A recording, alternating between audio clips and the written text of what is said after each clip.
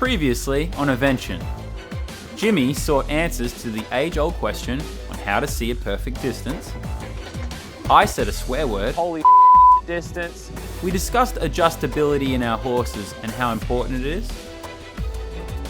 We also looked at 3 simple exercises to help improve this. This week on Evention, we're going to focus more on the rider.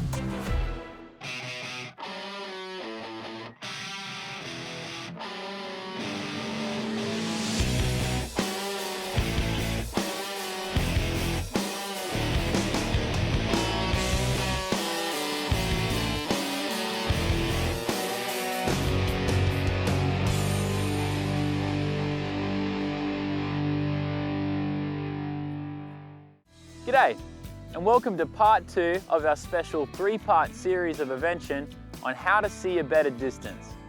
Today, we're going to focus more on the rider and helping give you some tools to gauge where you and your horse are in relation to the jump. So let's get started. Alright guys, so my tip to help you get a better gauge of where you and your horse are in relation to the jump is counting strides.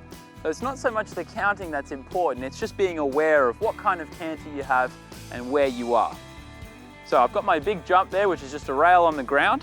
I'm going to put my horse into the canter and I'm going to try and practice, can I pick when I'm 3 strides away from my jump?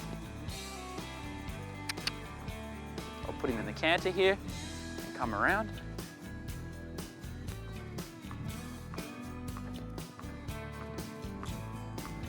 So what I'm trying to do is just keep a canter that stays the same, keep it as rhythmical as possible. I look at my rail early. 3, 2, 1. Good, good boy. So practice that. Most people will be able to get the feeling for where you are 3 strides away pretty quickly.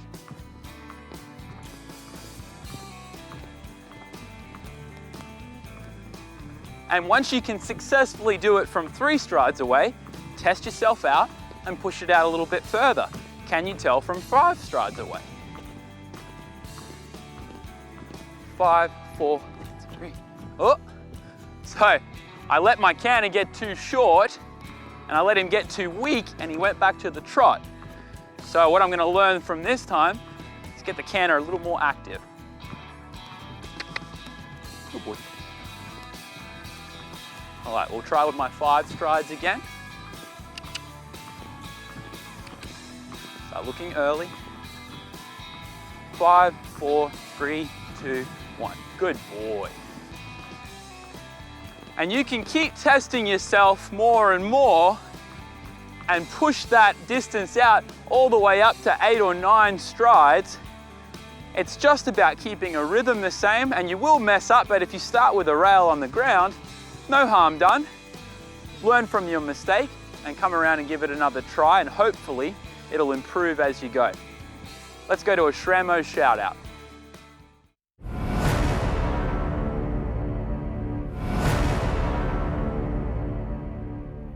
Blue Horse Charities, located in Lexington, Kentucky, assist those providing humane solutions for thoroughbreds that are no longer suitable for racing or breeding. You can find out more at www.bluehorsecharities.org. Okay, so now that I've successfully done that a couple of times with a rail, I'm going to just add in the cavaletti there. So now it just has it's still a small jump, but it's something to aim to. And we're going to do one difference with this time.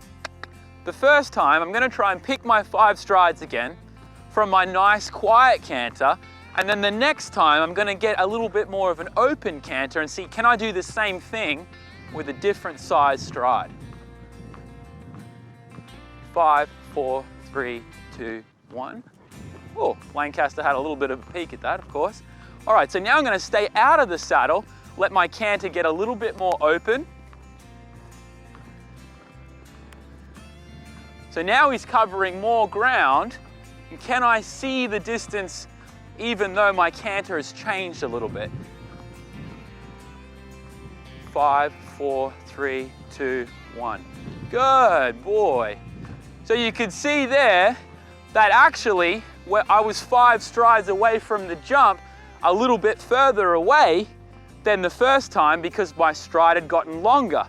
And you want to be able to train your eye to appreciate the canter and make that adjustment in your head and not have to always get stuck with the same canter stride. And that will lead on to that problem of picking all the time, which is actually what I did in the first one, was trying to shorten the stride too much and it gets too wound up with not enough power. So you want to be able to train your eye to see those distances from not only from a short canter, but from a long one as well. And that really helps with your cross country especially.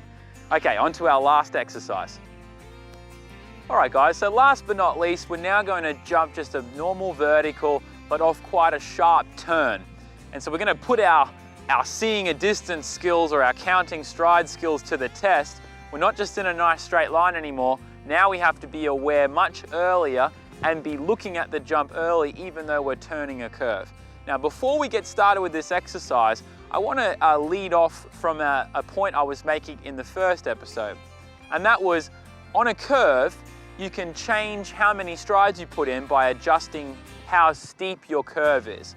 So here's a little tip to help you out in this kind of situation, is as you're turning and you start to recognize where you are going into a curve, if you can see early enough that, we're going to end up right on top of this jump, you can smoothly make your curve that a little bit deeper as you come around, and that will help bring your horse away from the fence when you finally arrive there. It's kind of a tricky thing to get your head around, but it can be really useful. Anyways, let's get started. I'm going to come off the right here, do a nice little turn and see, can I pick my 5 strides even though I'm coming around a turn and not going in a nice smooth straight line like I was before. So everything's the same. Just pick up a canter. Think about having it nice and rhythmical. And the key here is to look early.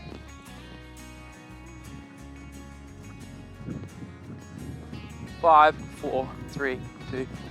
Oh. So my horse was a little bit spooky there. I hadn't jumped that. So let's see if we can try that again and make it a little bit prettier. All right, Lancaster. So again, keep a canter, eyes looking early. 5, 4, 3, 2, 1. Good boy. Good boy. All right, guys. So we've given you all the tools now to help you hopefully see a better distance or be able to recognize where you and your horse are in relation to the jump. Adding that onto your already adjustable horse, you're 2/3 of the way there to seeing a better distance more often than not. So before we finish up, an Evention tip of the day.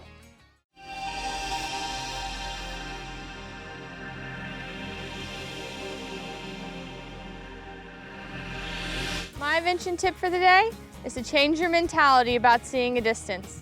A lot of times what happens is we come into the jump and we're thinking, please don't miss, please don't miss. Instead, you need to be thinking to yourself, is this the right canter? Is he coming forward enough? Start counting my strides here. And I think you'll have a better chance of seeing a better distance. Back to Dom.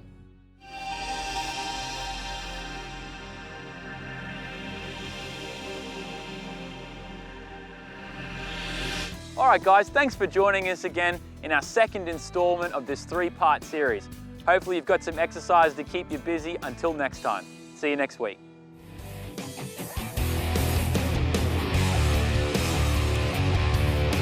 Stay tuned next week as we wrap up the 3rd installment on our series, How to See the Perfect Distance.